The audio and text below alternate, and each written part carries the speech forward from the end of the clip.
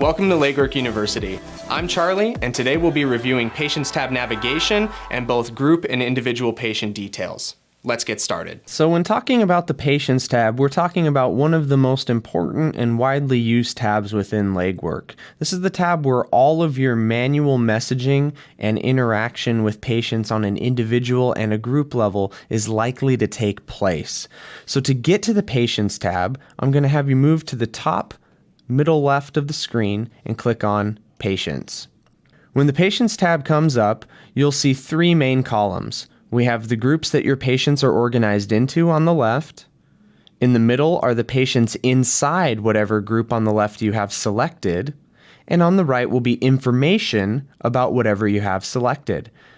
Now, if you have the entire group selected, you'll have information about the entire group as a whole, including patients added to that group over time, as well as any mass messages that have been sent out to those patients in the past, both with a date and time and the name of the template used to blast out to every single one of the patients in that group.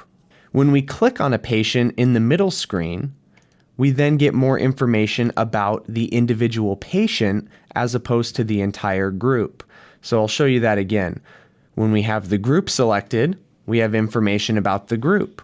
When we drill into one of the patients inside that group, we then get information about those individual patients. Now in the patient details, which is what's showing up on the right here, we're going to see important information streamed in from your practice management software. So for example, for Ethan here, we have his contact information that we've synced in from your practice management software, any upcoming appointments, tasks that are associated with him, his preferred language, contact information again, what groups he's associated with, how long he's been inside Legwork from syncing into your software, and whether or not he's an active, inactive, or archived patient. On the right side of the screen, we'll have a full paper trail of everything that's ever been sent out or queued up to go out to this individual. So for example, at the top, we can see emails that are queued up and pending to go out later on in the year, in the future, that have either been canceled manually by clicking the red X button next to any pending message, or are still pending, and if we get to this date and it hasn't been canceled, it will go out for the appointments that they have.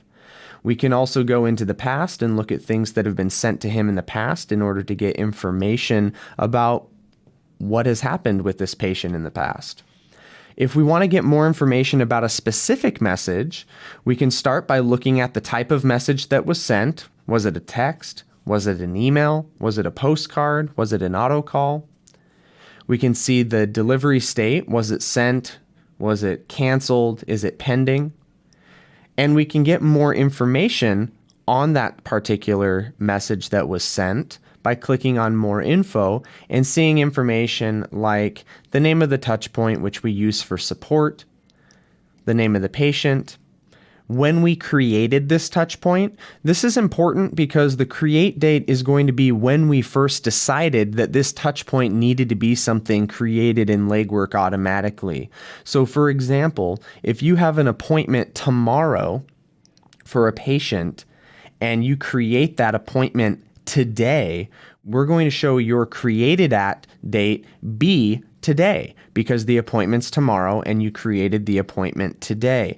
This is important because Legwork will still generate messages and examples of things that would have gone out in the past but didn't have enough time to go out because you created it a day before the appointment. So you would see something like a 2-week before message created one day before the appointment, but you would show inside Legwork that it was invalid here on the right because it didn't have enough time to go out.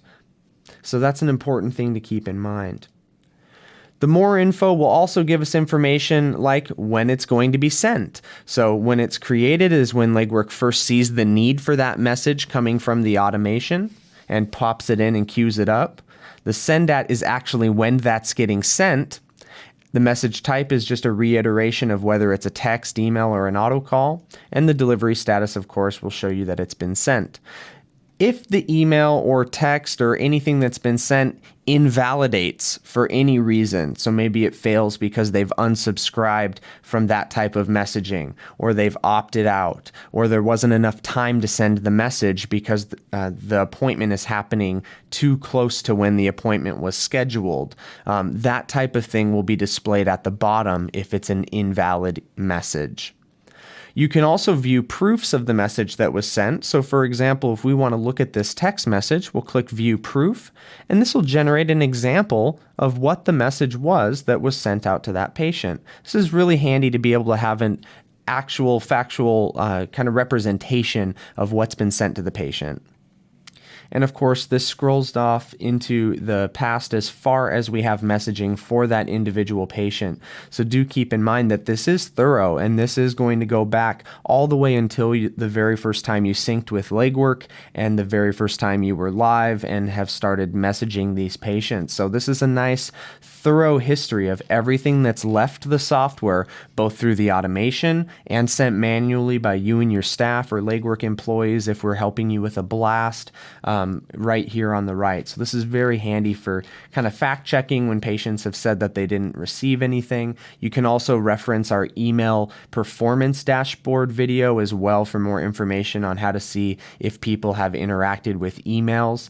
That's a handy tool as well, but a great place to start if you're ever curious about the history of what's been sent. Now, on the left, we've kind of covered the all patient, and we've covered the interaction with patients within a group. Just to give you a brief overview of these other options here on the left, all leads will be everybody that's coming in from an online source. If you're doing a website with us and you have someone fill out an online appointment request, or they're filling out information about certain services that you offer, they will often be put inside the all leads category, which is indicating to you that they are not a patient that's come from your practice management software, but they are a lead that has come from some other source. So we're not syncing them in from Dentrix or Eaglesoft or whatever software you're using. They're coming in from an outside source, like a lead capture form or an appointment request form that we have for you. Now, the groups, we will go into more deep training later on in future videos, but do keep in mind that the groups are very powerful, and we will go very, very in depth on how to utilize them. But just for a quick synopsis of what they are, these are custom groups that you can create for literally any reason you would like. If you want a group that has just a certain type of patient inside of it, you can create those groups and interact with them the same way that we're going to be showing you you can interact with individual patients and patients in the all patients group in the next videos that are coming up. If you have any questions about navigating the patients tab, or reviewing details about the group, or reviewing details about patients in the details screen, feel free to give a call out to our support department or send a ticket in, and we're more than happy to help you there. Thank you and have a great day.